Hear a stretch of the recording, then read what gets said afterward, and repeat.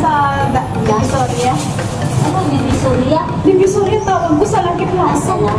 Para hindi obvious kasi doon nagtatrabaho yung amo kong lalaki, diba? Pag halimbawa may kausap ko ako over the phone, papupunta ka ng Lucky Plaza, hindi pwede, Divisoria. At least hindi niya alam. Kapingin! Sa birthday. Ay, happy birthday! Wow! Uy, ang ganda!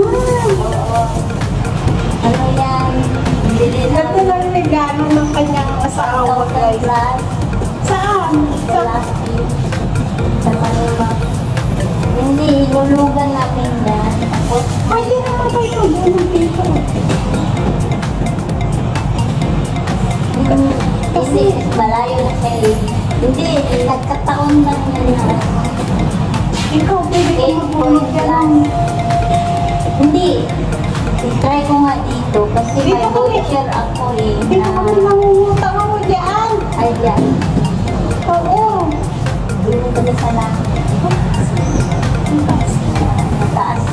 Siyempre yung renta eh. Tingnan ko nga dyan. Hindi, dyan kayo dyan. Oo, kasi may voucher. May policy kayo dito. Every time na mag-birthday ka, binibigyan ka nila ng ano. Oo, nangutang din rin naman dito. Oo. Pero mas, at least ikaw, pwede Pero ka wala ka. Hindi. Pwede ka, ang ganda, Bing. Oo. Ganda siya. Oh, ganito, gusto ko nga. Oo. Ayoko yung gano'n, yung tinutwist. At saka tama-tama lang sa akin. Okay. Ang ganda ng kanyang phone. O sana all. Hanggang sana all na lang ako, guys. From Maxima. Hindi, Money Max. parang investment na rin namin. Oo, tuman na lang. Alam mo noon na, di ba, 50 konta, no? Kung alam ko lang dati. Pero meron naman na ako dati. Hindi sinabi ng nanay ko sa akin. Meron din kami nasana, pero dalawa na lang yung kukunin namin. Alam mo, ang mahal kaya yung dati, magkano na yung bili namin, ha? Magkano per gram dati? Mga ano lang dati per gram, mga 50 grams. Kasi Kasi ilang years ko na yata yun ini-extend na ano, kasi 500 kunin mo yun, Be. plus. Tapos 11 point, yung gram niya 11.3. Alam mo, yung gusto ng amo ko ng 21K. Sabi ko ay ayaw ko kasi mataas yung Mataas ang value. Kung 50 plus, di ba? Tapos, ano mo magkano lang ngayon ang per gram? 100. Imagine that, almost half. So, ganyan din ako. Tago ko kasi matitis yung amo kong babae. Ganda. Kasi ako yung Alam, ganda, Be. tapos siya yung magbigay sa akin, yung kunwari surprise niya, pero ako yung nagkuha ngayon. Di yan, Be, pwede ka dyan. Ang looks mo. Ako nga dati, marami na kami nung wala si ate nga sabi niya, uy, bakit hindi ka na nabili? So, siyempre, kasi, alam mo yun, diba? Yun, kasi, yung presyo nila. They have to, you know. At saka isa pa ngayon, I think, tataas. Kasi nga, diba, NDA. Tapos, mataas ang presyo. Hintayin ko yung message nila na ano yung, kasi pag may birthday ka, binibigyan ka nila ng voucher. Tatanang ko, kanina pa ko eh. Kaya, Ang ganda ng photo eh. Tinanong ko siya. Ay, ang ganda. Meron naman ako nabili kasi nag-ispat na yung ganda naman. hindi, meron doon 2,000 plus, sabi ko, kuwat na mag-2,000 tayo pag nagsanda tayo dito. Malaki yung sanda, pero hindi natin Matutuwa. Totoo. Kaya sabi ko, yung bibilhin natin ngayon since ano, yung tag 700 lang. Kasi pag sinadya natin yan sa Pinas, mataas siya. Pero yung kaya lang natin na i-invest natin yung pag-sinadya. Kasi pag magbili ka ng tag 1,000 plus, isanda mo ng 30k, pagkukuha ng 30k, di ba? Correct. Oo. Ang hirap, Sabi ko, especially pag nasa mataas yung value ng buong. Magbili tayo ng either 500 o yun na nga. mindset din. 5 grams, 6, 7, ganyan. No? Kasi habang tumatagal, tingnan ko yung sinabi mo nga na 50. Ako totoo, naranasan ko yung 50 noon. Oo. Magkano lang yung grams dati.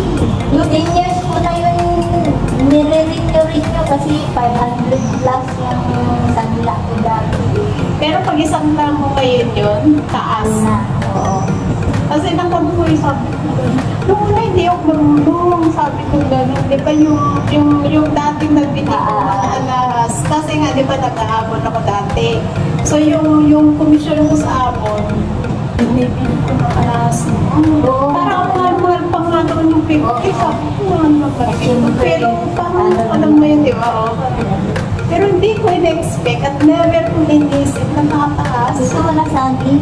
Ano sabi? Bumili ako ng saging. Pahingi ako isang. Hindi kasi sabi doon sa ano. Sagi! Nakakano ng reflux itong sa ano mo dito. Oo. Kaya bumili ako. Bili ka rin ng konti, bili ka rin ng prunes. Prunes. Meron kasi doon. Inumin mo yun. Oo, kasi Inumin mo yun. sabi ko sa akin, hindi ako gabi. Tapos nagpupunta dito. Tapos pag nag-ingay si Angke, sabi ko, Angke, Hindi ako to. Sir, baka full na yan. Kailangan mo mong pa-check up. yun na nga, sabi ni Sally, parang nakaraan na nag-raise ako. Hindi ko po alam kasi hindi ko po nag-ground. So, nakailang panahon ako natin ano niya gusto napakahilig ko. Sabi ng ano ko muna na sinabi na ano na tanggalin na daw yung ano ko tanggal daw. Pag nag-base lang naman ako. Tapos ito rin, yun lang, kumain lang ako ng mga napakaraming kanin. Pero normally, yan naman ang ginagawa ko. Sabagay, siguro response niya na gutom ka ba na bata? Mag-late ka pa kumain? Hindi mo siguro no? Hindi naman, pero minsan kasi yung minsan nalilito ako kumakain. Tapos hindi na sa oras ko na yung kain ng talaga ba. Pero ngayon lang ulit ito na ganun. Siyempre ano, nakaroon ko na rin yung ganyan. Kasi pag kain, tapos pag inom ka na yan, di ba parang gusto mo bumilo? Oo. Pero mamaya sinusuka mo, di ba? Inom ang gusto niya. Dati naman nakakailang kapigin ako eh. Pero sa katandaan na rin. Hindi, sa kapon ba? Umabata tayo. Nung sa ganyan talaga, totoo. Nag-i-off mo na. Guys, alam niyo may premiere, di ba? Sabi ko sa inyo, pag sinabi ko doon na nasabit na naman ako, yan, bumili ako ng pansit. Ay, bili ko ng amo ko. Nasabit na naman ako, nandiyan ako, Ben. Nandiyan pa naman yung amo. Baka sabihin niyo, ay, nag-dismiss pa ako. Bye-bye! Welcome to